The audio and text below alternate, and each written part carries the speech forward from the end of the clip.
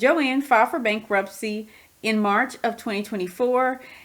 They have recently announced that they are going to close 6 of their 815 stores. These stores are located in Iowa, Maryland, Massachusetts, New York, North Carolina, and Pennsylvania. I had the pleasure of visiting a store in Hickory, North Carolina.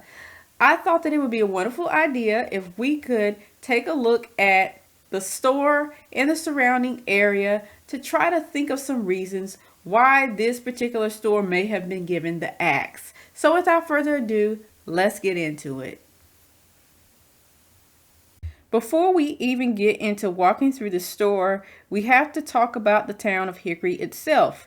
Hickory has a population of 44,678 people, and as of 2024, the median household income is $58,000, with individual incomes ranging around $32,000. According to the statistics, 16.6% of people in this town live at or below the poverty line. And Hickory itself has one of the highest crime rates in the entire country, with 5.2 violent crimes per 1,000 residents. If I were just looking at numbers and statistics, I would say that this location needed to close. However, when I went to the actual physical location, it painted a somewhat different picture. Now, I have to apologize here because I did not do recording of my drive there because I was driving by myself a long distance away from home, and I had nobody else to record video for me, and I didn't want to have no accident or nothing like that. So I just kept my camera put away while I was driving and kept my eyes on the road, y'all. If you live in or around Hickory, please don't be offended by what I have to say. I'm just going to tell you my first impressions of the area, and that's just going to be that. So, as I was traveling to Hickory, I noticed that there was lots of farmland around and that this was a very rural area. Once I got off on the exit, I was greeted by what appeared to be a little shack, and in front of that was a flag post with a tattered rebel flag on it. That didn't make for a good first impression for me getting off on the exit. But as I drove on down and more into Hickory, I saw beautiful homes and beautiful animals too. There were lots of horses and things like that running around. And I was like, wow, this is a beautiful town. And I got closer to the Joann and I turned onto that road and noticed that there was a older mall there, and there were hardly any cars in front of this old mall, but directly across the street from that was a little strip mall where Joann's was located. And this strip mall had Joann's, Harbor Freight, Dollar Tree, and an Academy Sports in it. I parked my car and sat there for a while just to take in the scenery and to be aware of my surroundings, as I always do. And what I noticed was that there were quite a few people who were just sitting idle in their cars, some of them watching television on their cell phones and things like that. And some of them had quite a few things in their vehicles. I could only assume that these were homeless people, but of course you cannot be for sure. And I also saw that there were some homeless people out in the parking lots asking people for money. And one of them walked by my car and he was having a full-blown conversation with himself. So I kind of waited for him to pass by, and then I went inside of Joann's.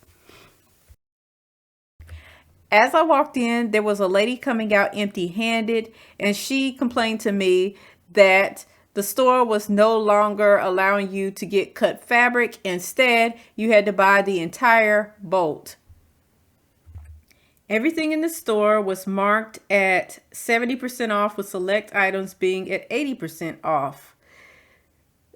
When it comes to fabric, if you don't know how much fabric is on the bolt, you can count each 2 rows as 1 yard.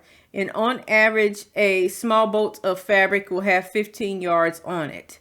So most of the fabric that I found inside of that store had about 15 yards of fabric on it.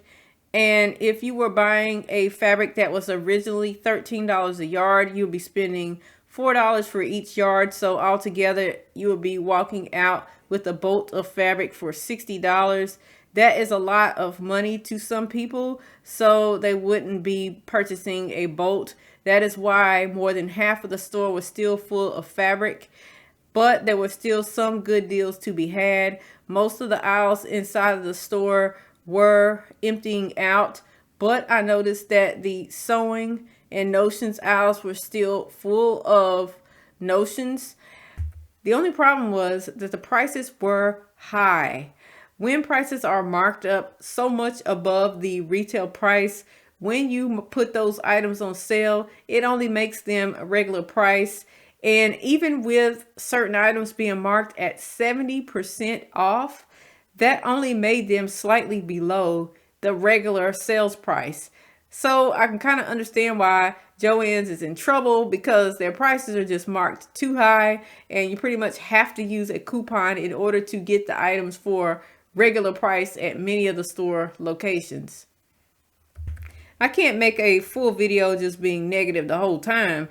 There were some awesome deals inside of the store. One of the main things that I saw that I really liked was the filing cabinets, and the filing cabinets were not that high in price for what you were getting. You could get a whole entire pattern cabinet there for fairly cheap, and also you could get an entire thread stand, like a store display, for fairly cheap, and that would look real good in somebody's sewing room. I'm pretty sure of that, and that somebody's going to get that and be real happy. As I walked towards the exit, I noticed that the checkout line spanned more than half of the store, and this was because there were only 2 employees and their cash registers continuously crashed on them, so they were having to ring up transactions multiple times in order to get them to work. And also, there was a huge hole in the ceiling, and there was a hose to drain all of the water. This is not good, and I can kind of understand why the customer service may have been lacking. Also, the employees that were there got to talking amongst each other, so we got a little bit of insight as to why the store location may have closed. She said that there were only 5 employees for the entire store, and that she was part-time but working over 40 hours per week because a lot of the other employees weren't showing up.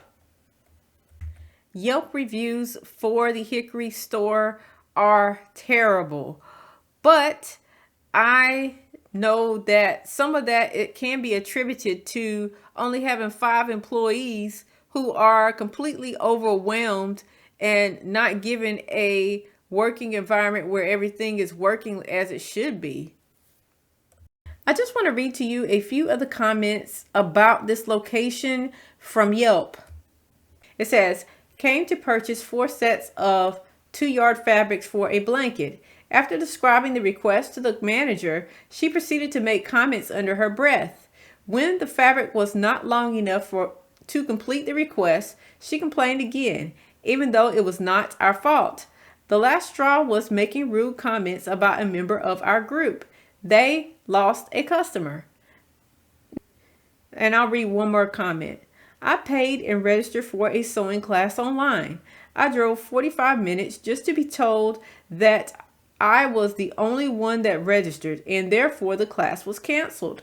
A phone call or at least an email would have been appreciated. How can you cancel a paid class and not notify the person who paid and registered? Horrible customer service.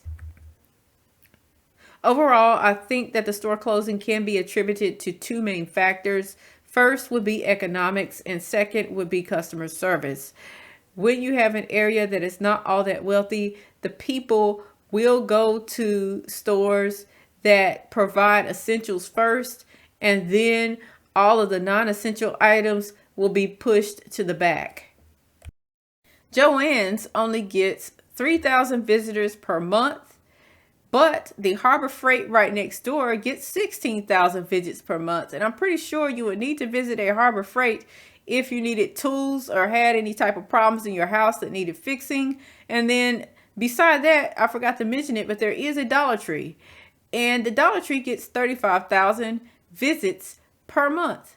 So Dollar Tree is one of them stores that is an essential because you can get a lot of food and things like that from that particular store. So I can kind of understand another reason why Joann's is kind of gone downhill in this particular location, because when people don't have a lot of disposable income, they get the necessities first and then everything else gets pushed to the back burner. And even with the things being marked at 70% off, a lot of people still are not buying. Anyways, what do you all think? Do you think that the 6 locations that were chosen for closure were chosen for their location? Or do you think that they were chosen because of poor customer service and poor sales? Please let me know your thoughts down in the comment section below, as I would love to hear from you. Thanks for watching. Please like, comment, and subscribe to receive more sewing related content. Peace.